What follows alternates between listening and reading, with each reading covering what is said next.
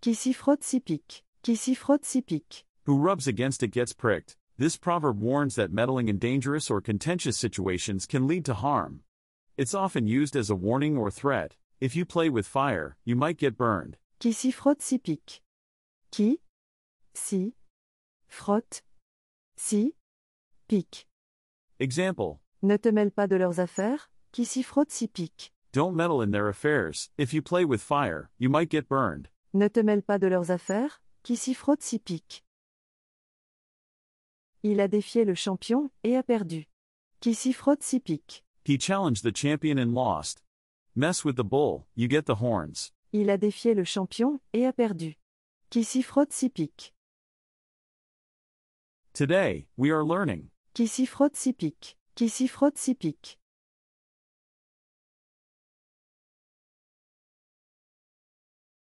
La fortune sourit aux audacieux. La fortune sourit aux audacieux. Fortune favors the bold. This proverb encourages taking risks and being brave, suggesting that those who are daring are more likely to succeed. Fortune favors the brave. La fortune sourit aux audacieux.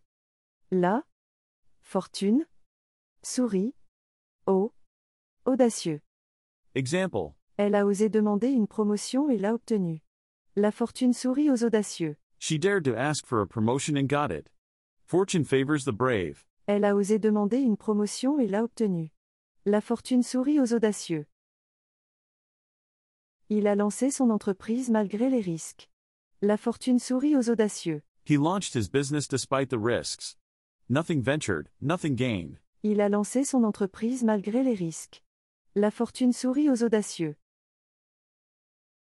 Today, we are learning. La fortune sourit aux audacieux. La fortune sourit aux audacieux.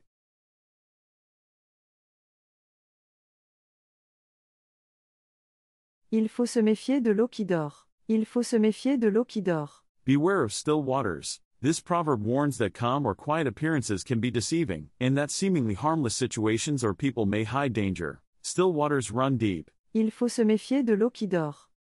Il faut se méfier de l'eau qui dort. Example. Ne sous-estime pas son calme, il faut se méfier de l'eau qui dort. Don't underestimate his calmness, still waters run deep. Ne sous-estime pas son calme, il faut se méfier de l'eau qui dort. L'entreprise semble stable, mais il faut se méfier de l'eau qui dort. The company seems stable, but appearances can be deceiving. L'entreprise semble stable, mais il faut se méfier de l'eau qui dort. Today, we are learning. Il faut se méfier de l'eau qui dort. Il faut se méfier de l'eau qui dort.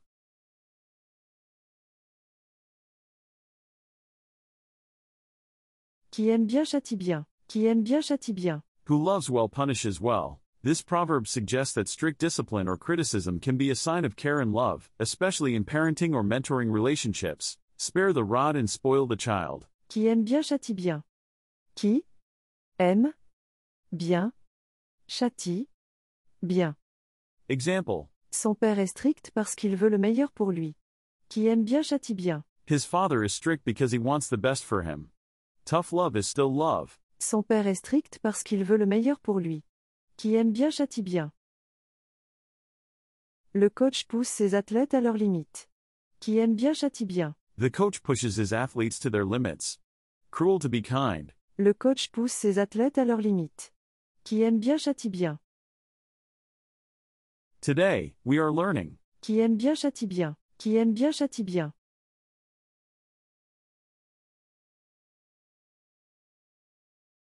La patience est une vertu. La patience est une vertu. Patience is a virtue. This proverb emphasizes the value and importance of being patient. It suggests that the ability to wait calmly is an admirable quality. Patience is a virtue. La patience est une vertu.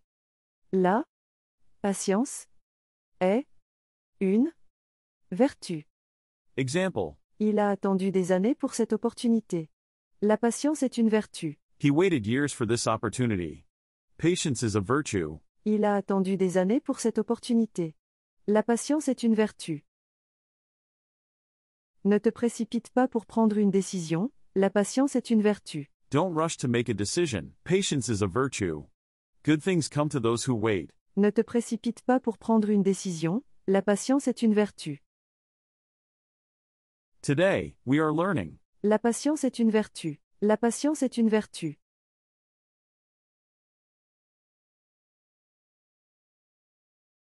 Qui trop embrasse mal étreint. Qui trop embrasse mal étreint. Who embraces too much poorly grasps. This proverb warns against taking on too many tasks or responsibilities at once, suggesting that trying to do too much can lead to poor results. Don't bite off more than you can chew. Qui trop embrasse mal étreint. Qui trop embrasse mal étreint. Example. Il a pris trop de projets et n'en a fini aucun. Qui trop embrasse mal étreint. He took on too many projects and finished none. Don't bite off more than you can chew. Il a pris trop de projets et n'en a fini aucun. Qui trop embrasse mal étreint. Concentre-toi sur une chose à la fois. Qui trop embrasse mal étreint. Focus on one thing at a time. Jack of all trades, master of none. Concentre-toi sur une chose à la fois. Qui trop embrasse mal étreint. Today, we are learning. Qui trop embrasse mal étreint. Qui trop embrasse mal étreint.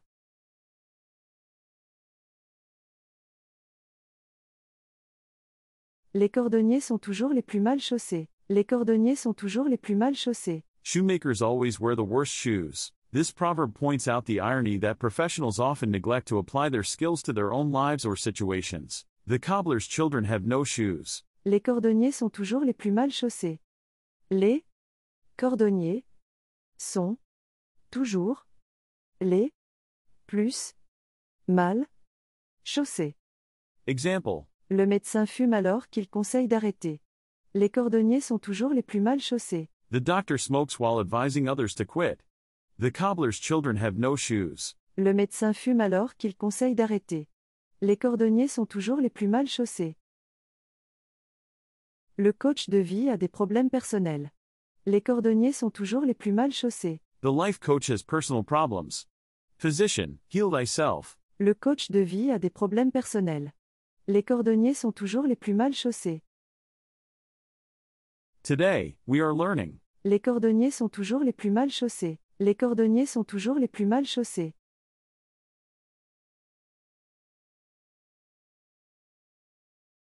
Il n'est pire aveugle que celui qui ne veut pas voir. Il n'est pire aveugle que celui qui ne veut pas voir. There is no worse blind person than the one who doesn't want to see. This proverb suggests that willful ignorance is worse than actual inability to perceive. It criticizes those who deliberately ignore obvious truths. There are none so blind as those who will not see. Il n'est pire aveugle que celui qui ne veut pas voir. Il n'est pire aveugle que celui qui ne veut pas voir. Example. Il refuse d'admettre ses erreurs malgré les preuves. Il n'est pire aveugle que celui qui ne veut pas voir. He refuses to admit his mistakes despite the evidence. There are none so blind as those who will not see. Il refuse d'admettre ses erreurs malgré les preuves. Il n'est pire aveugle que celui qui ne veut pas voir. Elle ignore les signes de problème dans son couple. Il n'est pire aveugle que celui qui ne veut pas voir. She ignores the signs of problems in her relationship. The worst blind is the one who doesn't want to see. Elle ignore les signes de problème dans son couple. Il n'est pire aveugle que celui qui ne veut pas voir. Today, we are learning. Il n'est pire aveugle que celui qui ne veut pas voir. Il n'est pire aveugle que celui qui ne veut pas voir.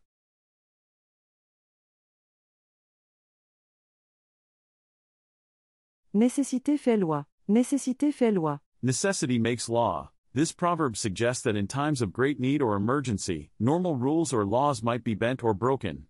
It implies that dire circumstances can justify unusual actions. Necessity knows no law. Nécessité fait loi. Nécessité fait loi. Example. En temps de crise, des mesures exceptionnelles ont été prises. Nécessité fait loi. In times of crisis, exceptional measures were taken. Necessity knows no law. En temps de crise, des mesures exceptionnelles ont été prises. Nécessité fait loi.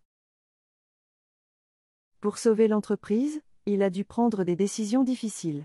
Nécessité fait loi. To save the company, he had to make tough decisions. Desperate times call for desperate measures. Pour sauver l'entreprise, il a dû prendre des décisions difficiles. Nécessité fait loi. Today, we are learning. Nécessité fait loi. Nécessité fait loi.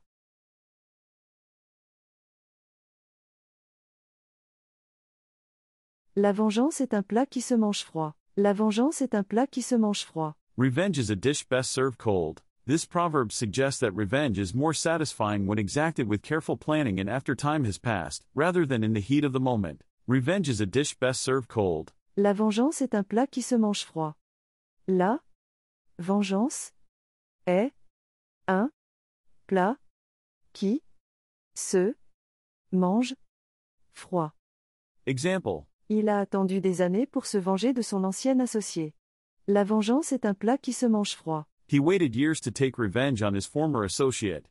Revenge is a dish best served cold. Il a attendu des années pour se venger de son ancien associé.